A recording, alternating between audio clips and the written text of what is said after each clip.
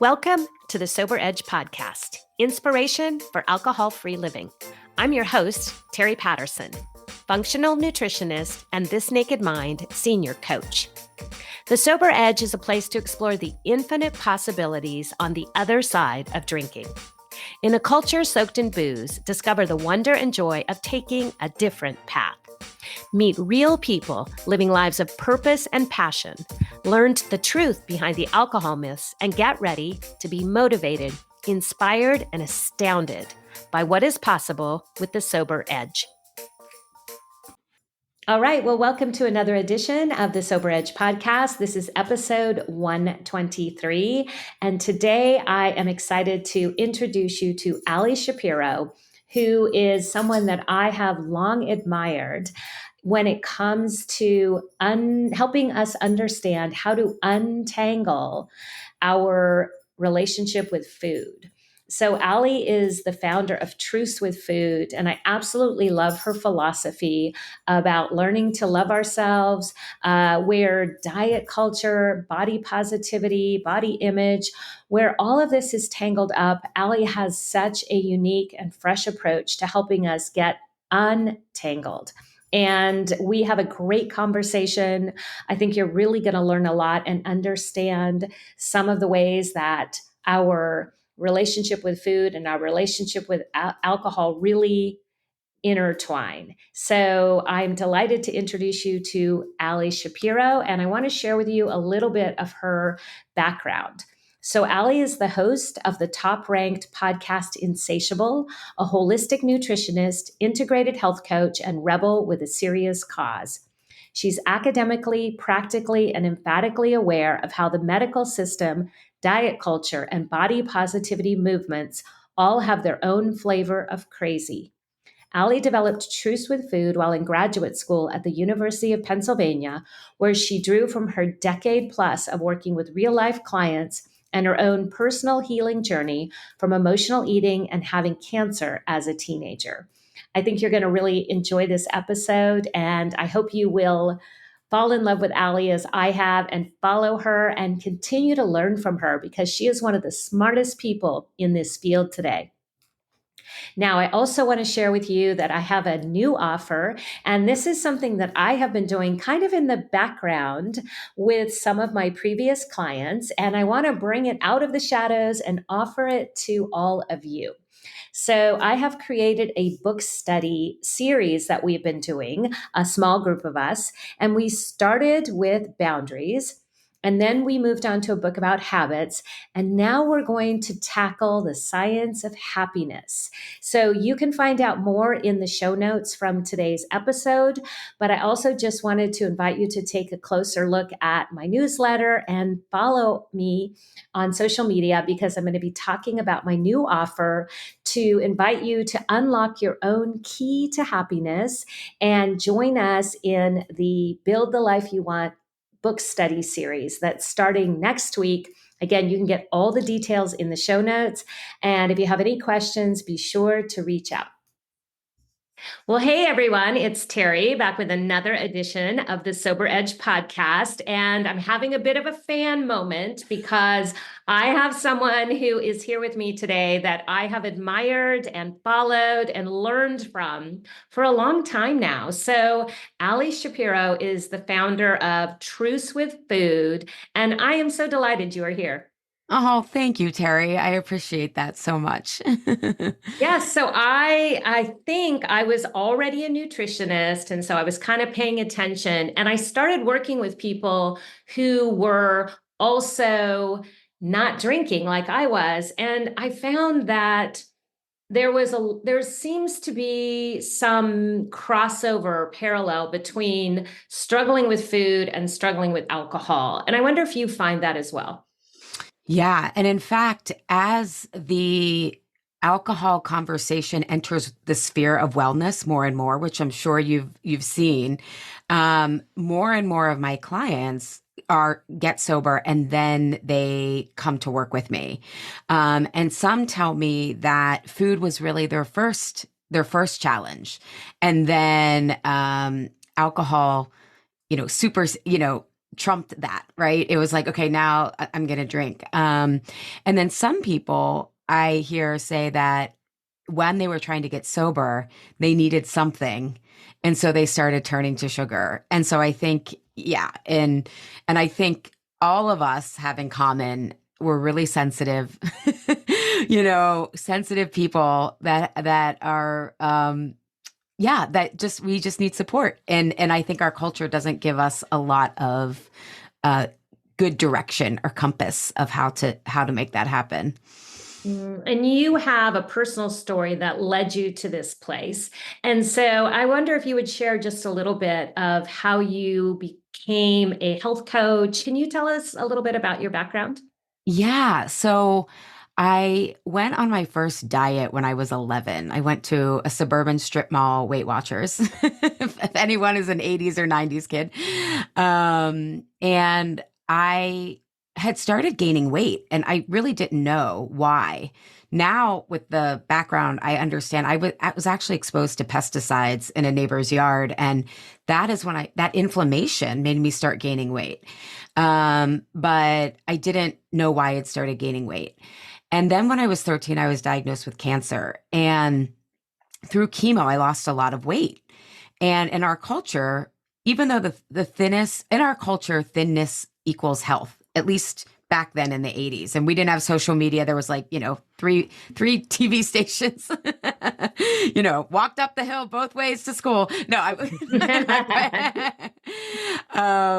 and even though I was the thinnest I had ever been because of chemo, I was like, oh, to be healthy and stay in remission and be cured, I need to be thin. And at that time, I was able to over exercise and my emotional eating wasn't super bad, but it was my friends and I would always joke diet starts tomorrow, but then I could go run 6 miles and I didn't have any stress at all. And when you get thin as a teenager, you start getting attention, right? People start telling I mean, anytime, but at that age, it's so formative. You get attention from boys, or at least, I was excited to get attention from boys. You can wear the clothes you've always wanted to wear. And so the combination of equating thinness with health and the attention just really made me be like, wow, this is like the ticket, right? Like be thin. And then when I went to undergraduate, my emotional eating, all of a sudden, like I couldn't outrun it and it got worse. And then by the time I had started my first corporate job out of college, I was diagnosed with IBS. I had acne that I had tried Accutane, antibiotics, that wasn't going away. And I was really depressed and I couldn't almost keep myself busy enough to deny my depression. So fast forward a couple of years and I found functional medicine about 18 years ago. And it was very new. I went to the Institute for Integrative Nutrition and we learned all different dietary theories, but I'm a science nerd. And so I really liked the functional medicine. And it was like this wonderful blend of East meets West because it's the Eastern philosophy of systems and holistic, but then it give you like the science, the more hardcore Western science that I like. And so what I realized was a lot of my issues were gut health issues. And my gut had been destroyed by chemotherapy and the first generation of childhood cancer survivors. So there's we're learning as we go, basically, right? So there was nowhere to go to talk about gut health or, oh, all these steroids and chemo did that to you.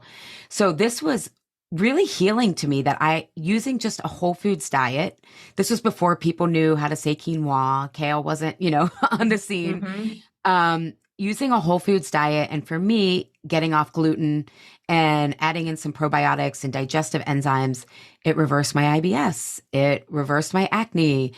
I thought it had quote unquote cured my depression, but really I had kind of gotten to zero, right? But I felt so much better. And it was this huge healing moment where I took food out of the calories mentality. And I was like, oh, food can be medicine. And that was hugely healing to me. And it was so empowering. And so then I wanted to help other people. But I also was wondering, is this just me, this help? Like, this is wild. No one's talking about this because nobody really was. And it was very fringe. And as I started seeing clients and we'd go to the grocery store and I'd show them what ghee was, after about the fourth session, they stopped talking about food. And I was like, oh, other people have this crazy relationship to food. Because even though mine got better, I was really white knuckling it, right? I was like, okay, I got to be gluten free. And it even took me 9 months to go gluten free because that restriction made me start binging on York peppermint patties, Reese peanut butter cups, peanut M&Ms, all gluten free. And I was like, this isn't healthy. And then whenever I would have stressful events, like when I knew I was going in for scans in the cancer world, we call it scanxiety season. And because our healthcare system is so functional, that lasts about 2 months from the time you book your appointment, get the scan, see the oncologist. It's like, and I would just binge on sugar. And I'm like, now I know sugar feeds on cancer. Why am I doing this? And my IBS would start to act up, my anxiety would go up. And then also at times where I was in this corporate job still, and I was like overwhelmed but bored. And I was like, what am I doing with my life? And I deserve to eat this. I deserve to eat this. And so then the next question became, why can't I keep this up? And I noticed that as well as with my clients struggling in the same way that I was in the obsession about food. So I went to grad school at the University of Pennsylvania to really study systemic change, adult behavior change, and really like, I thought, what if I can't keep this up is a symptom, the same way I thought my depression or IBS were these permanent things and there were underlying root causes. And so I studied at Penn, and that's really was the impetus for creating the evidence-based process for Truce with Food. But then I've refined it over the last 10, 11 years working with people, because you can learn a lot of behavior change, but when you're actually working with people in the real world, you know, the theory doesn't always hold up. So I always say it's evidence-based, client proven. Ooh, I like um, yeah. And so now I have a completely neutral relationship with food, my body, and I just want to help other people because it takes up so much time and energy. And it really holds us back when we think, because I used to think, well, once I lose weight, this, once I lose weight, that. And now it's just like, we know in theory that's not true, but actually embodying that and living that is a different story. So I really help clients feel like they can like not let their weight hold them back. And so, yeah, that's a little bit of a long-winded version of my story. No, I love it. It's amazing. And thank you for sharing that. It's really powerful that you know, lived that experience. And like you said, that first generation of children surviving cancer, like, what are the rules? What are the protocols? Like, there are none. And so you're making it up as you go. And I love that you decided to be your own case study. Like, I want to improve. And, you know, I have a question for you that you talked about a moment there in regards to the wellness conversation, because I think, like you said, you know, we want to use food for good, and we want to use food for, you know, nourishing our body, and in food as medicine, which is such a huge part of the nutrition practice and that I've developed and the conversations that I have. But I think there's almost like this negative backlash against wellness right now. Do you find that? Yeah, I mean, really, Truce with Food is a developmental psychology model that's rooted in what's called the socialized mind. And most people will live there. And it's a very binary mindset, right? So what it's the same way we think there's strict, rigid, good, bad foods, we think right now that people now have language of diet culture, right? This is kind of a natural it's an individual, it happens to us individually, but it also is happening collectively, that we have this language now. We can see, oh my God, diet culture, that's horror. And you know, I define diet culture as like trying to be thin at all costs, you know, and I know there's different definitions, but it is toxic. And so we almost have to go to the other extreme.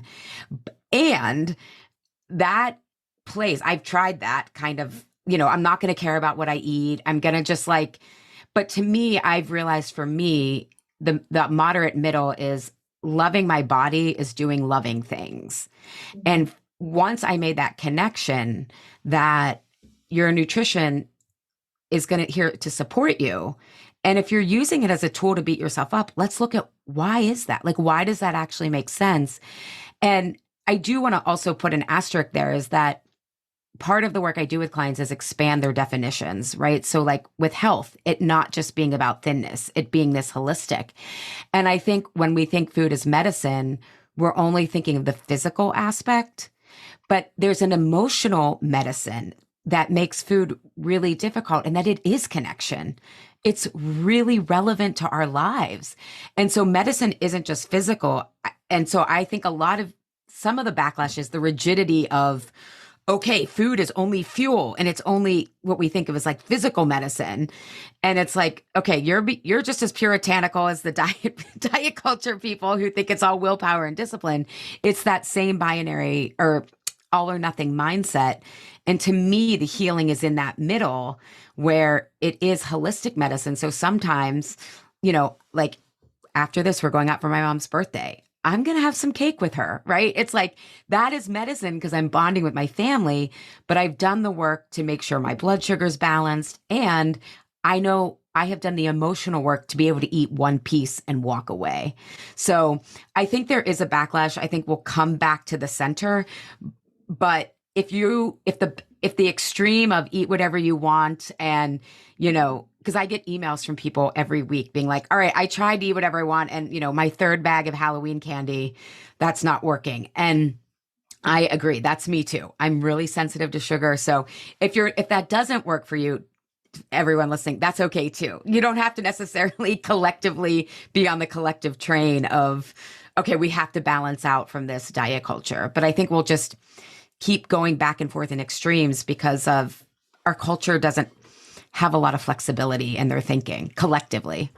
Mm-hmm. Yeah, that's really helpful because I think it's important to recognize like we don't have to define it maybe. and we spend so much time trying to put a label on it and make it create a meaning around it.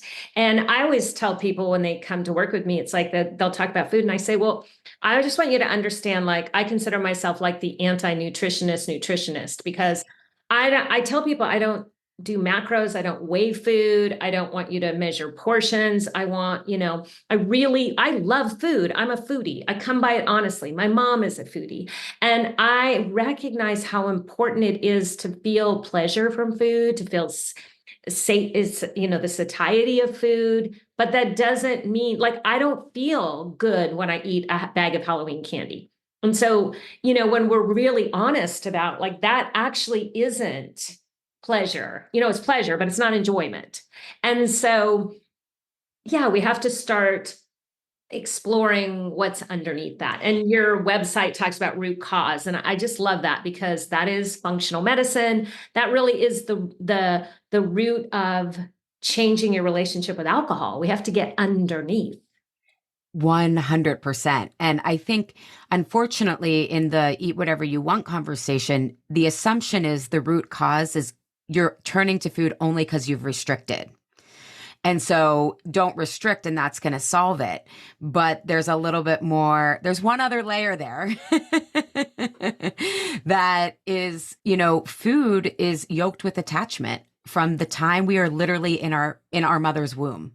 Like you are attached to the placenta. What your mother is eating is creating your body. And then the first time you cry, it's what the only way that you're going to get fed is if someone cares about you, right? So this belonging. And Dr. Deborah McNamara, who has a new book out called Nourish, she's just a brilliant child psychologist. And she talks about how food is supposed to, like attachment is supposed to lead, and then food is supposed to follow. And what she means by that is the caretaking, the feeling like we matter is supposed to be first, and then we get fed.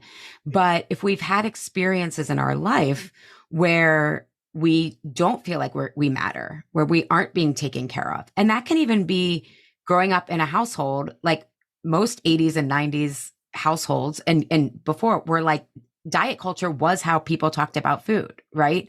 I mean, my dad had to work. I mean, he was thin, but he was like, I'm running from the fat man. It's like he never said anything to me about my weight. But as kids, we just pick up on, oh, we think these are our thoughts, but it's what has been mirrored to us, Even you saying like, I come by it honestly, my mom was a foodie. So it's like, you saw that. That's what you were exposed to. And so as adults, we still need attachment, but it's I think in the lexicon, it's called belonging. And I say that a lot, but belonging can sometimes, I'm a rebel. I used to think I don't need belonging, right? But we all need to feel like we matter and that we're connected in that way. And when those needs aren't being met, then we're turning to food because in our early life, and like, let me ask you this, Terry, like when you think of like the happiest memories around food, what's like one really happy memory you think of? We had a kids' table at my grandparents at Thanksgiving, and sitting at the kids' table and eating mashed potatoes and hoping no one put mashed potatoes in your milk as a joke. Like it's such a fun memory. It just brings me right back there. Yeah. And so if for everyone listening, think of your favorite memory of around food. And what you'll see is there were people around. It was like your people, like, oh my God, I know my place in the world, right? There was this sense of it's deeper than comfort. It's like I don't have to perform. Like we're laughing here. Like hope, and that's same with me. My mom's family is a big Catholic family. It's like my best food memories are like being with everyone, or going to get ice cream and way before we became conscious. And so as adults, that feeling of, oh, I'm safe, I belong, I matter, that gets coupled with food. And so when we're not cueing into our satiety cues or our hunger cues, that clients often describe it as like automatic pilot, right? Or I would too. It's like, even if like, I remember when I worked in the corporate world, I used to think about, I lived in Philadelphia and they have these stores called Nuts to You, which is basically just like a bulk food store that you can go in and get any bulk food you want. And I can connect this now, but I thought I had a willpower problem. But whenever I would feel like my job was so meaningless, I would start thinking about, what am I going to get at Nuts to You? Oh my God, they have chocolate covered almonds. They have like whatever you want. And the lack of safety was like, I don't feel like I belong in this corporate job. I feel like I'm wasting my time. I am not really attached to my own needs, which wants to get out of here. But I also needed healthcare at the time because this was before, people would insure people without pre-existing conditions and all this stuff. But I was like, my parents were public school teachers. I was like, corporate is how you achieve financial stability. And so that thinking about the Nuts to You and getting all the bulk food, it was really about this internal battle of how am I going to honor these longings that I have and connect to my own needs and then make that happen. But I thought I had, a willpower problem. And so that's kind of an example of how it tracks as adults. I hope that's clear because it's a holistic connection. It's not like right before, it's like right before I walk past Nuts to You, what was I feeling? It was like, oh no, I'm starting to think about food when I feel these risks present. Oh, and it's going to be very familiar with my audience because that is so much of the alcohol mindset as well, is that it's, we think that we're just suddenly find a drink in our hand. And it's like, no, no, no, let's back up the train of thought and what was happening at 11 a.m.? Oh, my boss, called me in for a meeting and I was super nervous. And so my cortisol was, high and I forgot to eat something. And so I got home and suddenly I was, I had a drink in my hand. Yes. Like, yeah, there's no accident that you had a drink in your hand. Yeah. It was, your brain was planning it long before you were really aware of it. Yes, exactly. And our culture is so linear and like concrete that it's like a lot of the emotional eating is like, okay, well, call a friend or take a bath. And my clients are like, I don't want to do that. And I'm like, and it won't quote unquote hit the spot because you have to attach to what you're needing and not getting. And it's not that you're not craving food because you haven't had a bath, Exactly. Yeah. And again, and I think this gets to another angle that I'm sure is very parallel to the sober track is like, you may need connection, but I remember I had one client who was sitting in a sober meeting actually. And part of what we were working on with her is that she was in my work. I help people see how they feel different. And so when they feel different, they make other people more the same. And then it feels like it's a battle to have connection sometimes. And so she was saying, like, oh, these people were talking about this and I don't have kids and they were talking about this. And I was just like, I don't connect with any of them. And she's like, and I don't want to call a friend and talk about this stuff because they're not going to understand the sober life either. Right. And a lot of the work I do is on like, well, what is the perception of what's happening? And I said, well, how does it make you safe to feel like you don't belong there or that you can't connect with anyone there? And it was like, oh, I'm just focusing on the difference. And it's like, well, how could you potentially feel more connected there? Like, what do you want to say in that meeting? How do you want to show up and what is the emerging need? Because that's the type of connection you need, not to call a friend. And that involves, risk. So connection is definitely, I don't want to dismiss calling a friend, but sometimes we're not clear on the detail of the kind of connection that we actually need. It is this understanding what self-care is and allowing that loving ourselves looks different in different situations and understanding what we really need. And we do that around alcohol, we do that around food, and it is that deeper work. So one of the terms that comes up around food and alcohol too is this idea of buffering. Do you find that to be true? And how do you address that in the work that you do, Ali? Yeah. Can you define buffering for me? Because I don't know what that is. Yeah, so it's really just like it's instead of dealing with the issue at hand, the food or the alcohol allows you to buffer that, maybe that disconnection. Or with alcohol, like I didn't have very good communication style with my husband. And so when we would have a disagreement, it was easier to drink than to try to have a hard conversation. And so the drink became the buffer because then I could just disconnect a little bit and emotionally check out and not follow through with, what really needed to happen. Yeah, I think it's very parallel. And I think with food, I would say it's more a grounding. So when we're going for that symbolic attachment, what we're looking for is a soft place to land. Not and we're looking for a way to process our feelings, attune to them, and then know how to proceed. And so often it is a result of what you're describing, not knowing that, oh my God, I'm perceiving that if I have needs, there's going to be a conflict. And so, everyone's coming, what is the real issue, right?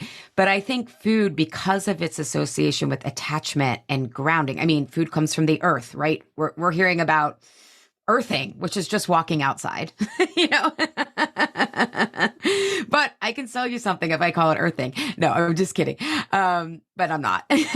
Exactly. So I think when it comes to food, it's definitely a way to buffer, and it's a way to kind of unconsciously collect ourselves and feel like I can get through this. I can get through whatever it is. So, for example, I think how it is the same, we're saying the same thing, but a lot of clients will use food to procrastinate on a work project. Mm-hmm. And so they're eating, but what they're really trying to do is like gear themselves up, right, to do it. And the sugar, the fat gives some dopamine, like I can do that. And then they're like doing the thing in like this cortisol induced haze, and then they have to come down from it. And it's like, oh, I need that soft place again, right? Like I need that place to almost regulate, I think is what food people are attempting to do with food, is an attempt at regulating. But it obviously doesn't do that until you know what to look for. Like until you know what you're really trying to do. If you understand you're trying to regulate, then you can have a different course of action rather than turn to the food that's actually going to dysregulate you. But it's going to match the chaos of trying to get everything done at the last minute, right? Yeah.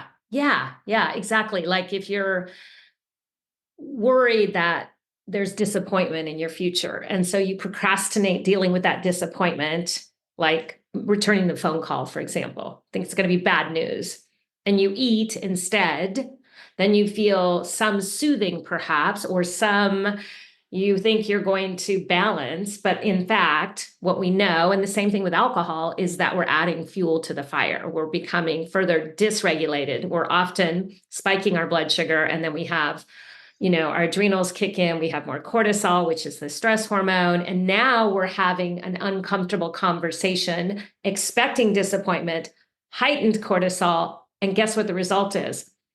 Well, it's kind of a free for all instead of feeling like we're at a place where we're grounded, as you said, and we're able to determine what it is we're needing for support.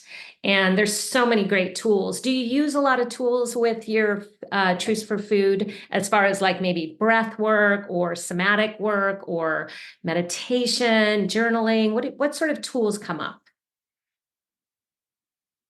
Yeah. So we do somatic work, nervous system regulation, and it's in a certain part of the process. So what we're doing in Truce with Food is we have these, we could call them they're beliefs, but they're how we're making meaning. And so it's really the perception. So like I said, like my client who was at that sober meeting, right? She was grouping all these people together in ways that I don't know if they were really that close together, right? But she felt like an outsider. So she was making her perception of what was happening. So we're always looking at not what's happening, but how we're viewing it, right? And so even if someone's eating and they're like, this is about, they may not be thinking this is about me, but they're like, what's wrong with me? Why can't I control myself, right? Rather than understanding, why does this make sense? What do you need, right? But it becomes about them. And so we use somatic work when we're trying to, once we can see the story that's underneath things. And that's what we spend the first half, because it's like the water that you're swimming in, right? That analogy, it's like trying to get the fish to see the water that they're swimming in. And how are you viewing things, right? That is stressing you out and making you feel ungrounded. So for example, one client who was saying, she started thinking about food. She's like, I didn't even have a stressful day, but how she was viewing it was that she was being unproductive. And that made her feel at risk for not getting everything done. She runs her own business in the middle of a launch. There's a financial risk, right? And so what we would do at that stage is once she can see, it's like, oh, I'm viewing this as a productive, unproductive, all or nothing, right? Like you're either 100% productive or you're not productive at all. It's like, okay, now that you're seeing that, then we use the somatic tool to help you come into the present moment. Because the challenge with beliefs, stories, whatever you want to be call is that they are rooted in real life. Most of us have been rewarded for being really productive, right? And most of us been told, I mean, I grew up middle class, like hard work is how you get, is how you get upward mobility, right? That's like the ticket. So unproductive, not working, like that feels really unsafe to a lot of people, even though people want to rest and all that stuff. So what we have to do is help regulate our system into the present moment so that we can then decide, what is the real need that I have here? And so I can tap into that rather than the feeling of anxiety because then we get the thoughts of, I can't do that. I can't rest. It's not okay. I'm going to have to work more tomorrow, right?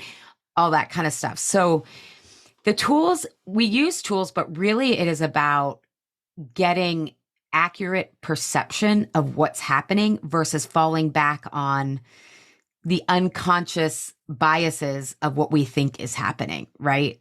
Mm-hmm. So it's so like abstract. I'm trying to make it concrete with those examples, and then what we do is once we're regulated in our nervous system, because for example, a lot of people, in Truce with Food, we have, some people will say sometimes they feel like there's a good cop, bad cop on their shoulder, devil, angel, right? And what those really are protectors of like, here's how you've been rewarded in your life. Here's how you've been dinged. Here's how you secure status. Here's how you will be invisible.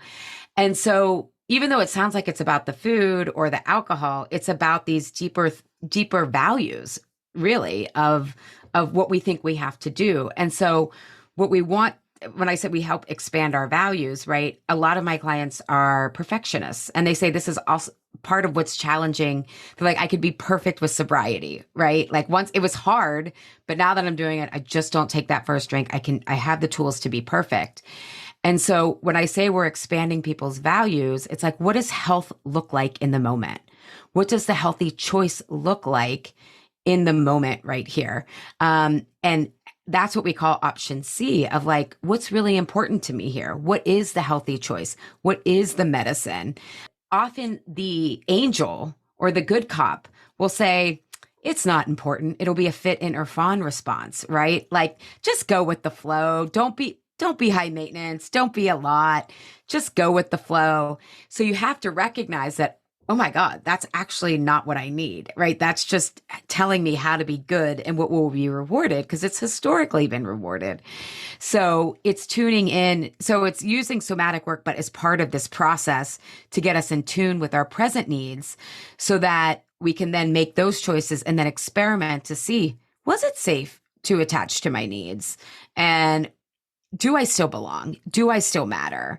And that can be around food because a lot of people feel like, oh my God, if I'm heavier than I want to be and I order a salad, it looks like I'm trying and failing, right? And so, but that also then plays when they're taking risks around these binaries of success and failure, right? In their life is when they'll also turn to food, is whenever the risk of failure or they feel like they've failed. And so we have to start experimenting with and redefining success and failure, productive, unproductive. Like, is it just about being busy?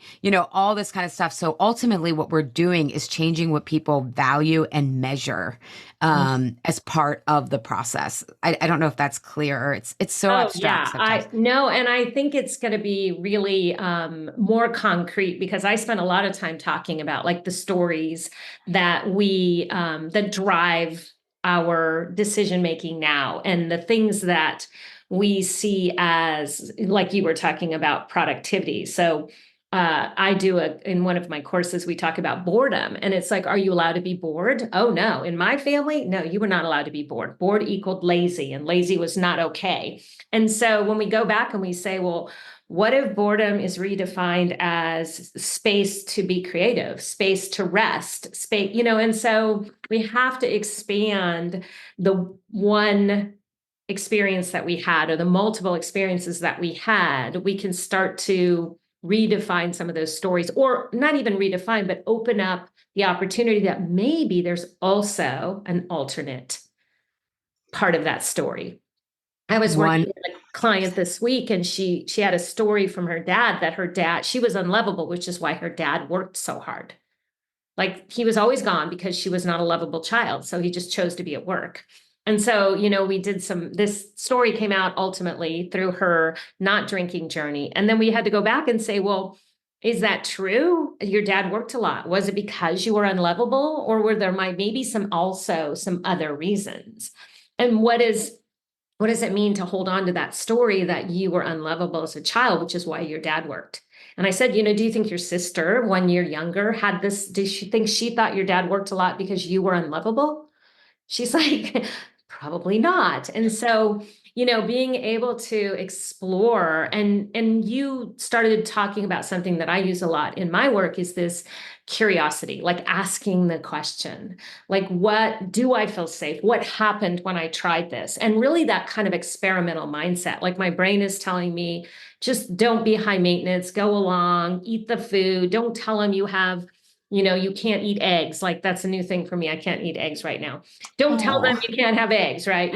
It'll be so much easier. And then, well, what happens if I do tell them? Oh, well, I had a story in my brain that everybody would be annoyed and that nobody would accommodate me. They would call me high maintenance.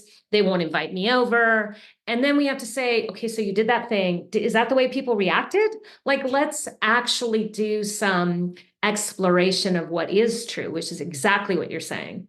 yes, I love that. And what you do in the process of that, and like my heart goes out to your client because I also want to say that as part of development as kids, we make everything about us. So it's like, I think we also have to normalize that. Like sometimes when we feel this, it can be like, why do I think that? And it's like part of just development is making things about you. So I think there's like a layer there that people need to Does that realize. go away as adults? I'm not sure.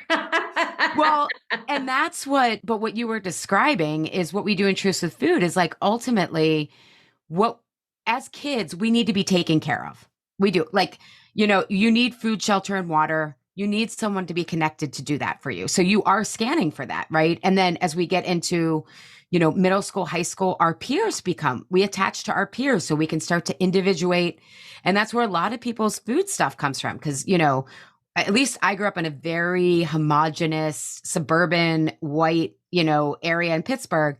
It's like the skinny, pretty white girls are who all the boys like, right? And so you pick up on that, right? Again, and because our culture tells you as a woman that that's the holy grail, right? Is like having a boyfriend, getting married. I don't feel that way anymore, but it's developmentally appropriate to kind of be scanning to know, like, how do I fit in? Where do I fit in? But as adults, and the challenge and the growth edge, that's why I love your podcast is called The Sober Edge. The edge is to start to belong to ourselves first. And I mean, even though I still live in the same city, I mean, I've lived a lot of places, but it's like, and I live in the city now instead of the suburbs, but it's like, what matters to me now? Like maybe that's what mattered in middle school and what mattered to my parents. And it's funny because I grew up in a very health conscious family. My mom was like a hippie, and we went to health food stores before that smelled like B vitamins, and my dad is a health and phys ed teacher. So he loved athletics. And it's like, I'm so grateful for their, that value of health. And my definition of health looks very different than theirs. Mm-hmm. And that's okay, right? Like we have different information now.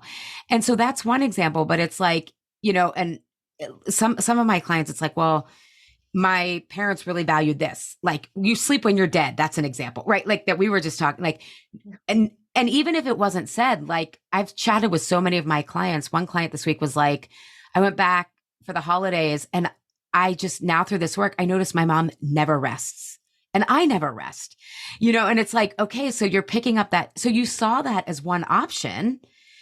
Do you want to experiment? And so I just think that that's like, it is totally experimenting.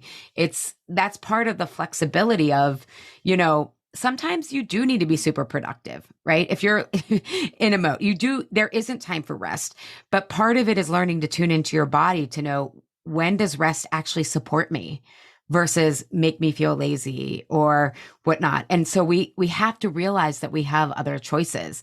I think part of what it's so great that you're doing that work with your clients is because if we don't look at this stuff with someone, we just think that's how it is. And we're very judgmental of ourselves and other people who do it differently. And so we have this absolute way of how it has to be instead of saying, and like truly, because at first clients will come and they're like, I don't really judge other people, but I judge myself. And I'm like, let's get real here. Like we all judge other people. That's just how human natures work. And it was actually really interesting. I don't know if you follow Melissa Urban. She created the Whole30 program, but she just did this reel and she talked about how when she first wrote the Whole30 program, she said it was more rigid, it was less accessible. And she's like, but that's how I talk to myself. And she said, and so now Whole30 looks different because she's done so much healing. And she goes, I talk to myself differently now. And I was like, damn, that's good. And so as we start to be kinder to ourselves, we allow other people to have more flexibility. Like I used to judge people who were like, yeah, I take the weekends off and I'm like, must be nice, like, and now I'm like, I'm taking the weekend off. You were onto something, so we have to look at that stuff, right? Like those parts of ourselves that we don't let have breathing space. And if we let those parts that, don't want to, that aren't perfect and that need to figure it out as they go, or that need rest, or that don't want to always be fixing for everybody else and wants to tend to themselves a little bit. If we can bring those parts of ourselves back, that flexibility starts to starts to happen around And I food think and like, curiosity is so powerful because to me, it helps suspend that judgment. So when I say, well, if Allie can take the weekends off, what does that mean for me? Like, do I want to resent her or do I want to model her? Like, how is she making that work? And, type of thing. And so I had this interesting moment the other day where I've been telling this story for a while now about how there's more, when I learned there's more than one right way to do things. And my sister-in-law was here and she was kindly making my children oatmeal. And I was very snarkily, being like, I don't make it that way. And I don't, and she finally turned to me and she said, I've discovered that there's more than one right way to do things. And I'm not kidding, it was a light bulb moment. And so I tell my clients that, and it's part of some of the stories that'll come up, and I'll say, I learned there's more than one right way to do things, and that's okay. And someone literally said to me the other day, Ali, is they're like, that story you tell about making a peanut butter and jelly sandwich, how there's more than one right way to do it? And I'm like, well, it was oatmeal, but I like the peanut butter and jelly. But it was so fun to see that they were thinking and they were changing it into their own story, and they were acknowledging that there might be a new thought to hold on to. And that is really where the root of change comes from that curiosity. It 100%. That is one of the things when I have exit surveys on my program, like, what do you get out of it? And one of the biggest things is people say, well, it's like experiment. Like, let me just see how this goes, where I didn't do that before. Because if we think things are about us, right? If we're making things about us and a reflection of us instead of, I'm in a process figuring this out, that shame and guilt from the stories that we have, that we've made everything about us, hold us back from that experimental nature. And I also just want to emphasize too, that when we're curious, adults, because my graduate work is in how adults change. Adults hate being told what to do. They just do. I mean, I would argue toddlers do as well. As I have a 4-year-old. But when so many of my clients are like, I didn't do the thing I was supposed to do. And I'm like, well, what if we make the goal, this is in the beginning of our work together, to be curious of like why you don't do the thing, or like, what will you learn? And my clients love to learn. I'm sure yours do as well. So it's like that curiosity becomes less about someone's telling me to do this and more, I'm like, the real work is in learning the resistance to doing the thing. It's not to do the thing. It's to learn what's actually there versus like, I know this isn't going to work. It's not going to move the needle. It's like, so getting that curiosity also gives us our autonomy, our choice back, rather than so-and-so told me I have to do this. I mean, who doesn't want to rebel against that? At least I do. Yeah, you already mentioned, maybe it was before I hit record, that you identify as a rebel. So Yeah. my group is well familiar with the 4 tendencies from the work of Gretchen Rubin, because I love that framework. I find it very helpful, and I am an upholder. So for me, I find that once I set my mind to something, I can follow through pretty easily. But I do like to know the why, and I don't want to be told to do something arbitrarily, right? Yeah. I would also be curious if your upholding is a protection strategy. Oh, 100%. Good girl. Yeah. Yeah. 100%. Sure. Yeah. Sure. Yeah. Yeah.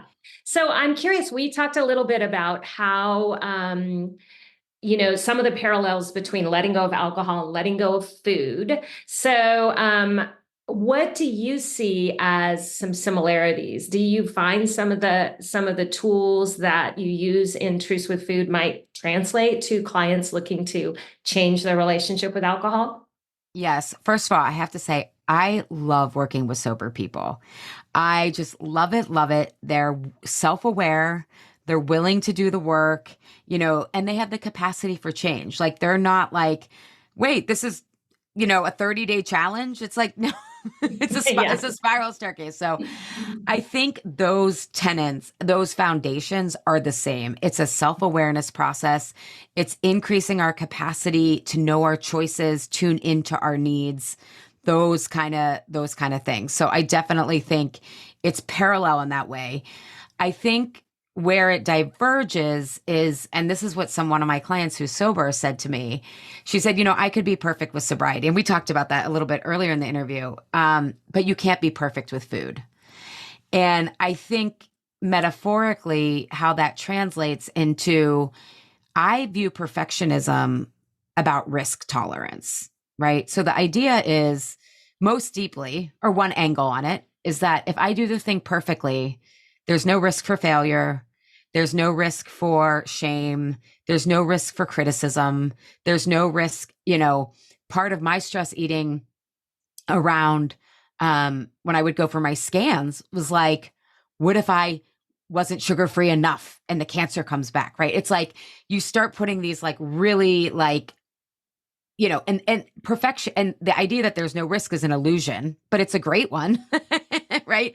And so I think what we are working on in Truce with Food is really the flexible thinking and the how do we better mitigate risk and manage risk. And so I think that might be, I still think there's a lot of parallels with alcohol because especially in the beginning, you're risking, what are people going to say if you're not drinking? So I want to be clear that there's huge parallels and they're like similar processes. And I think in Truce with Food, what we're really looking at is how people are viewing things and can they take the risk to make the deeper connections that are more intimate, not, and sometimes people hear intimacy and they think sexual, but I mean like, oh, I want to say the thing I don't want to say. I have one client who's like, she's like, I always eat around my sisters. And at first it's like, oh, they were the thin ones. I was always the one that needed bigger clothes. And I'm like, but how else do you feel different? And she's like, I feel like I always eat to stuff down the thing that I don't want to say around them. And I'm like, yeah, that's what you got to say.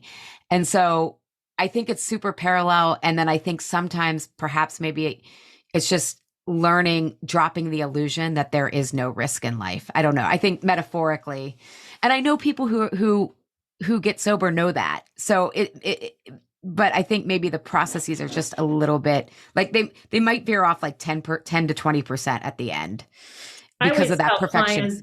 I always tell clients, I think it's harder to, the food challenges can be harder because they're ingrained from, like you said, from in the womb versus maybe starting to drink when you're 15.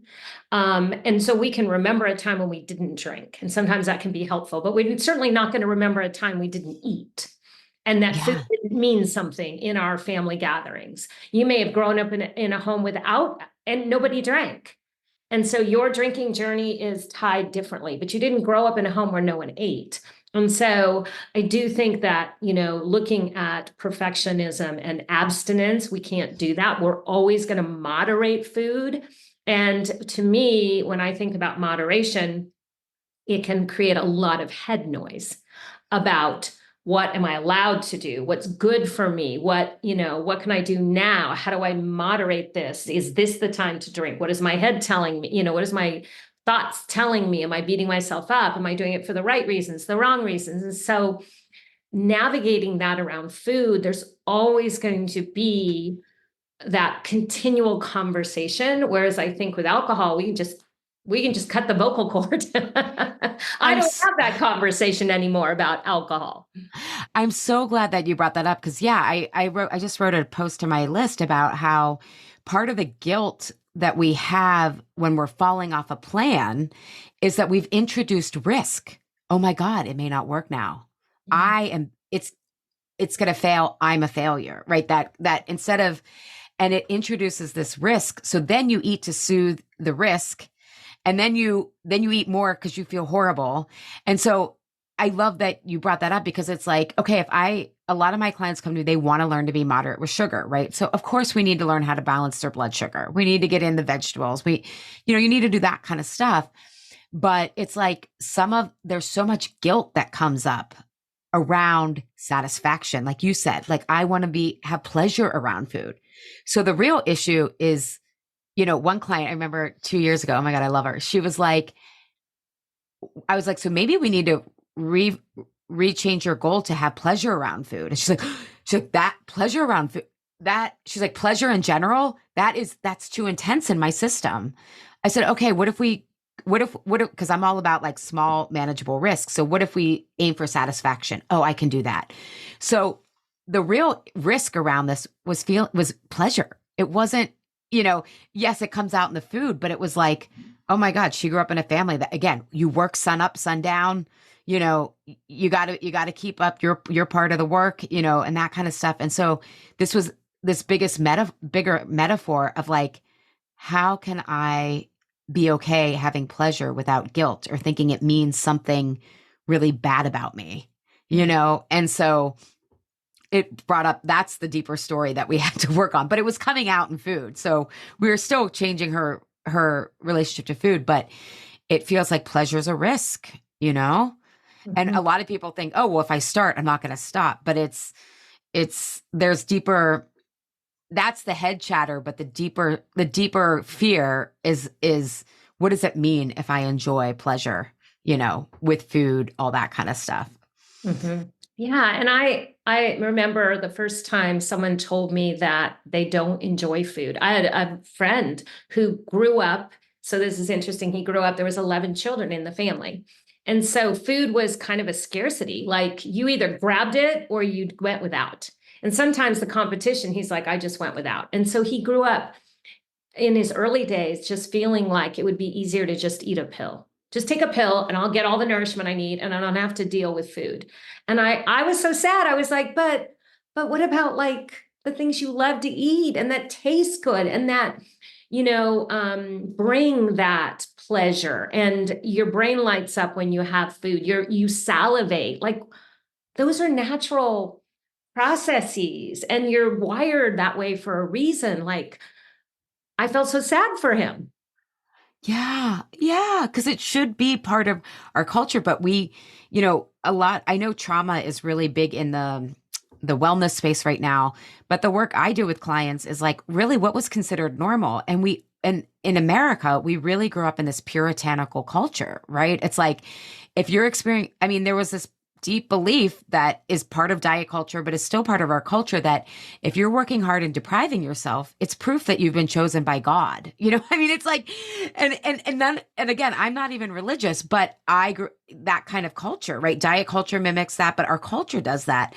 So there's these deep things of like, if I enjoy pleasure, it's not like, what if I keep eating? It's like, what if I'm not chosen? Right. And I'm not saying chosen by God, but chosen by the boys, chosen by my employer, and so but pleasure is this is what it's about, And so and yeah. And you just bringing up the scarcity. That's another thing that a huge theme with clients is when things feel scarce, right? And not just scarce food.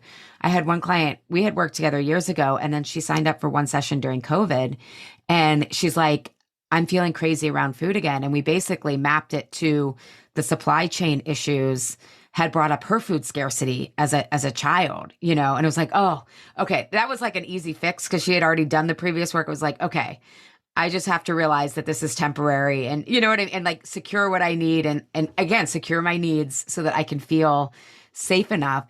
But it's also, especially around the productive, unproductive, so much of the I deserve eating is this like there's scarcity of opportunities, scarcity. I have to keep working.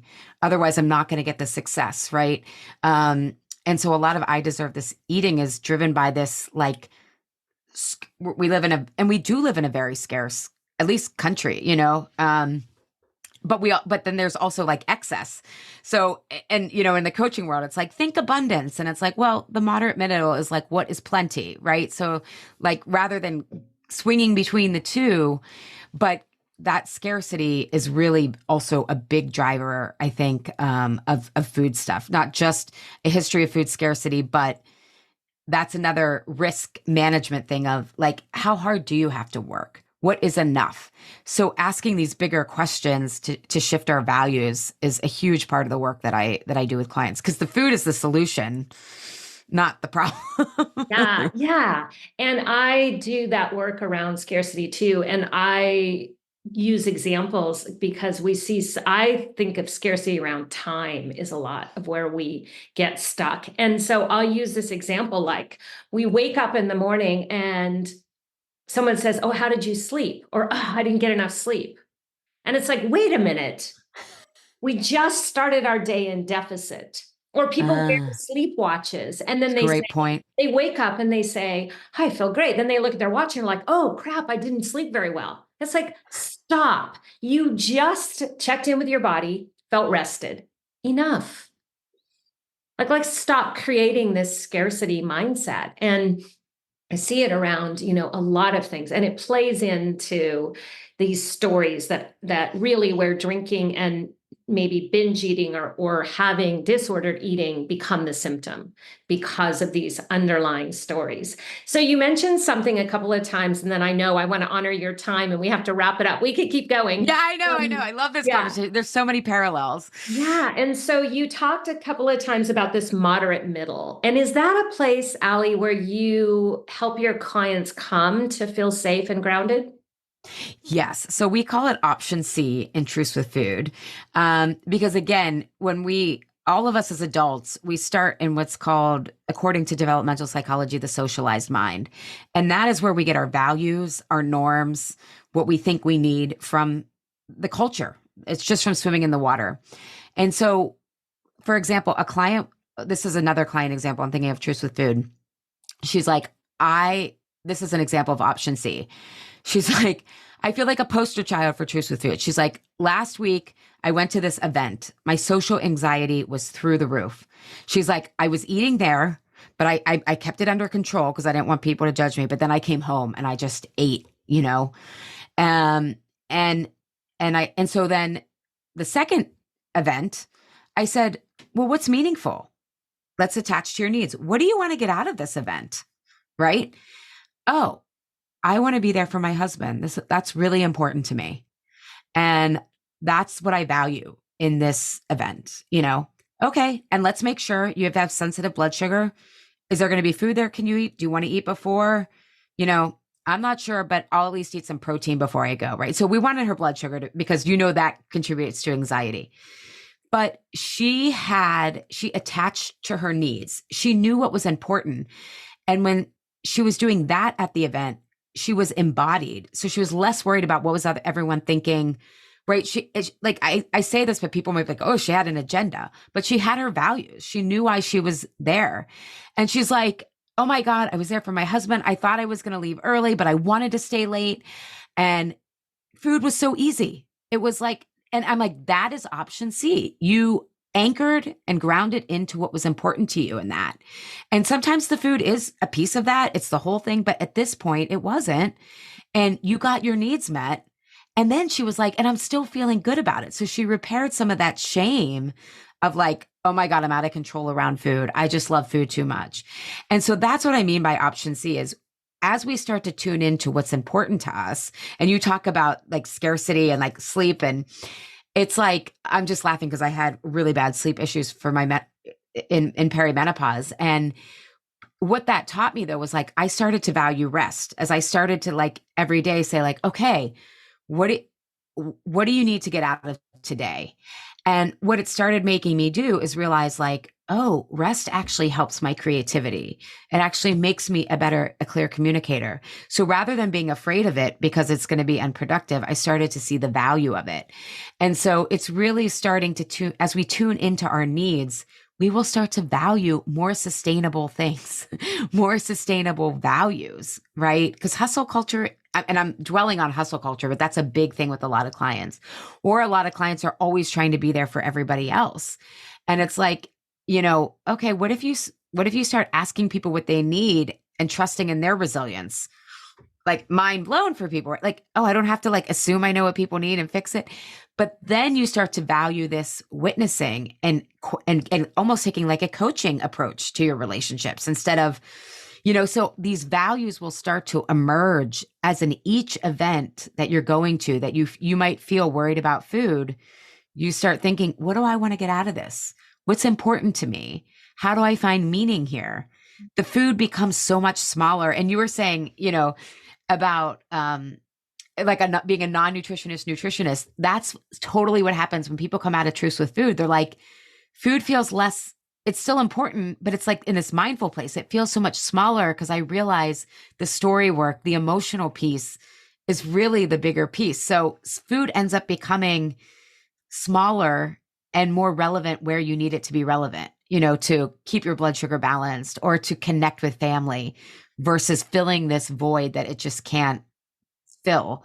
Although Deborah McNamara's mentor, Dr. Gordon Newfield, he says there's nothing addictive as something that almost works. And I Yes. love that quote because and he's talking about it relates to attachment, but I think alcohol and food both fall under that category. They like almost work until you realize they don't. So, Yeah, you can never get enough of something that almost works. yes, It's said that yes. way. And it's really, so I love this. I want to end this conversation. Well, I don't want to, but we will end this conversation. I want to wrap this up around what you said that I think is so powerful. This theme that I'm understanding from the work that you do, Ali, that's so valuable is we allow people to separate kind of the shame and the guilt, and instead to realize that food is a part of a balanced life, a wellness life, a holistic life, and it's not the whole part. It doesn't define us. What defines us is that grounded place of belonging. Yes. And because I think we can end with a curiosity question for people since I'm big on that. You're clearly, I love that you're so big on that is next time people start having that food noise, right? I would ask themselves, why does this make sense? Why does this make sense? And what feels really risky right now? And as people start to make that holistic connection, they'll start to realize that food does not define them. They aren't broken. They don't need to have shame and guilt, but they have to start making that holistic connection for themselves. Yeah, so powerful. Thank you. So you have a new session of Truce with Food starting. Tell us just a little bit about that, and then I will link that in the show notes. Wonderful. Thank you. Yeah. Truce with Food is my flagship group program. And part of why I also love sober people is they understand community is so important. It is just, you get accelerated results. That's why I love running groups. So Truce with Food is a 6-month process where we uncover the story that's making you turn to food and we help you really heal that story.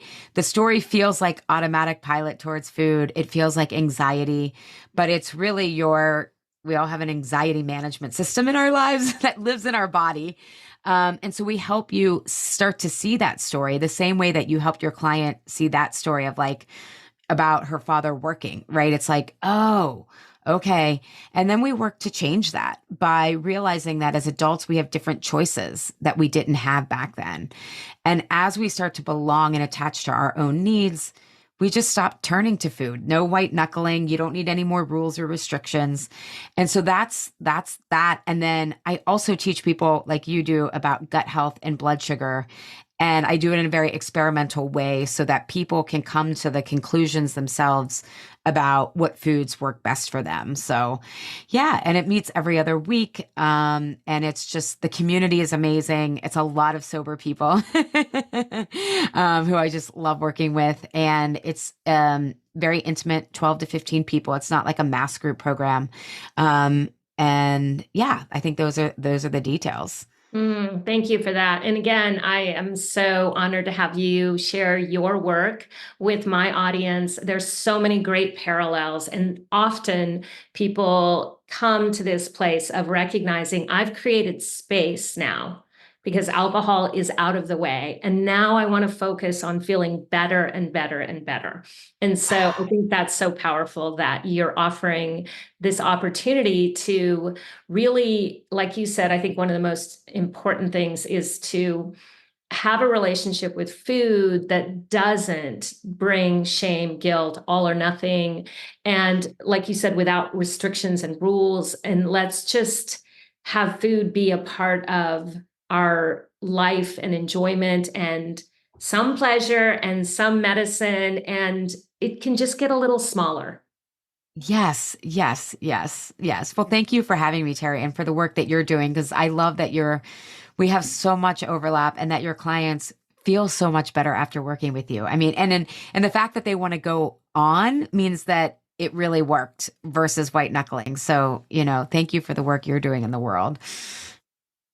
All right. Well, it's my pleasure to have you. And I hope we'll have another conversation. Perhaps what we didn't get to was anything Yeah. about midlife.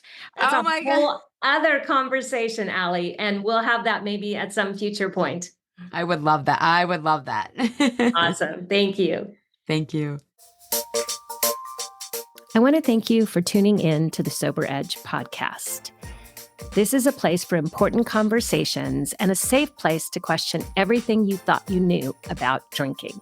If you're looking for your sober edge, I want to invite you to connect with me at thesobernutritionist.com, where you can grab my free resource, Becoming More, a guide to loving your sober life. And I would be so grateful if you enjoyed this podcast, if you would leave a rating and review, as it will help more people find their sober edge.